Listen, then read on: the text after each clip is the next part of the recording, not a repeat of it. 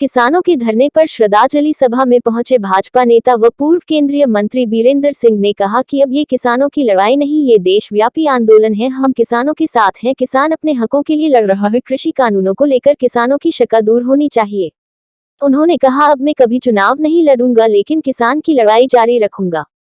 उन्होंने कहा कि किसान का काम एमएसपी से नहीं चलेगा।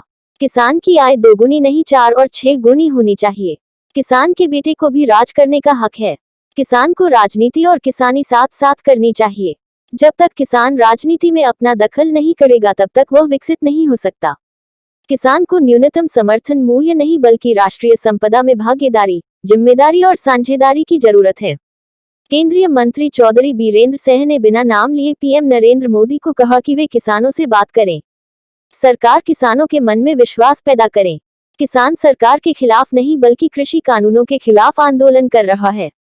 एमएसपी की मांग से किसानों का भला होने वाला नहीं है।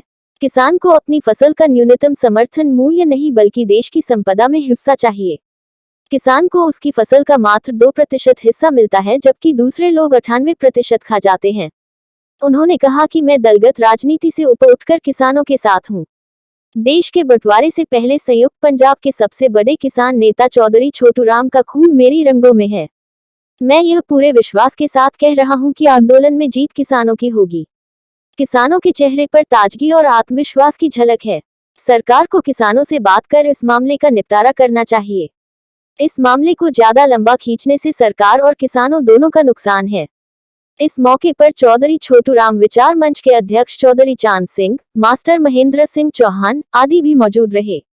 नहीं, मैंने कोई देरी नहीं की। मैं अगर आप मेरे पिछले इंटरव्यू देखो और मैंने जो बात की है, मैंने यही कहा कि जब तक किसान हमारे जैसे आदमियों को स्टेज पे नहीं आने देंगे तो हम धक्का थोड़ा कर सकते हैं। लेकिन हम किसानों के साथ हैं और ये बात मैंने यहाँ भी कही और कल मैंने पत्रकार सम्मेलन में भी कही। और ये मैं मान के चलता हूँ कि इस लड़ाई में सिर्फ अब ये किसानों की लड़ाई नहीं है, ये देश इस लड़ाई में देशव्यापी एक आंदोलन है जिसमें किसान अपनी मुख्य भूमिका और अपने हकों के लिए लड़े।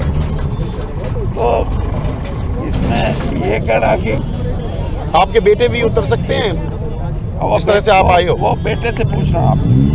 आपके आने से पहले, आपके आने पर मोदी मुर्दाबाद, भाजपा सरकार मुर्दाबाद के नारे मिलेंगे आपके भाषण से पहले भी और जब आपके आने पर भी। किस नजरिए से देखते हैं किसानों के आक्रोश? देखिए, जब कोई आंदोलित होता है तो उसमें ये नहीं देखता, वो कहता है कि मेरा आंदोलन है किसके विरुद्ध, उन 3 कानूनों के विरुद्ध है ना, तो उनको गुस्सा तो होगा उसमें। आपको या मेरे को ये ढूंढना कि ये क्यों है, क्यों का मतलब नहीं है। कल मैं कोई काम कर देता हूँ तो लोग मेरे को भी कहेंगे वीरेंद्र सिंह मुर्दाबाद, ये नहीं होता। बात ये है कि इस आंदोलन की मुख्य जो धारा है वो यही है कि जो कानून बने हैं उनसे हम शंका है हमारे को, हमारी शंका दूर की जाए और यही प्रयास हम भी चाहते हैं कि हो, क्योंकि कब तक बैठेंगे। आखिर में सभी चीज़ों का समाधान संवाद से, डायलॉग से निकलता है और वो किसान भी चाहते हैं कि डायलॉग हो।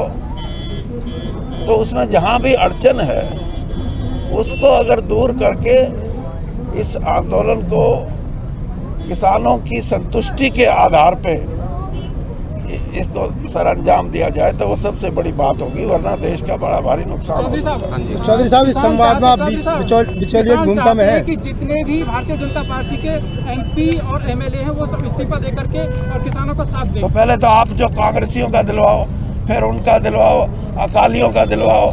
ये नहीं, आप ये बात कोई एमपी आए ना उससे बोलना। मैंने यही जो ये कह रहे थे, मैंने 20 जनवरी 2020 को अपना इस्तीफा दिया था राज्यसभा की मेंबरशिप से। मेरे 3 साल बाकी थे और मैंने ये कहा था कि मैं कोई दलगत राजनीति यानी इलेक्टरल पॉलिटिक्स, चुनावी राजनीति मैं नहीं करूँगा और आज भी मैं यही बात कह रहा हूँ। मैं इसीलिए आ गया, अगर मुझे चुनावी राजनीति करनी होती तो मैं नहीं आता।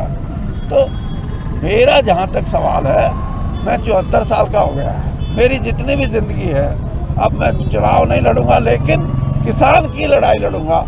और मैं तो ये भी चाहता हूँ किसान जब संपूर्ण बहुमत है तो वो खुद ही लड़े लड़ाई।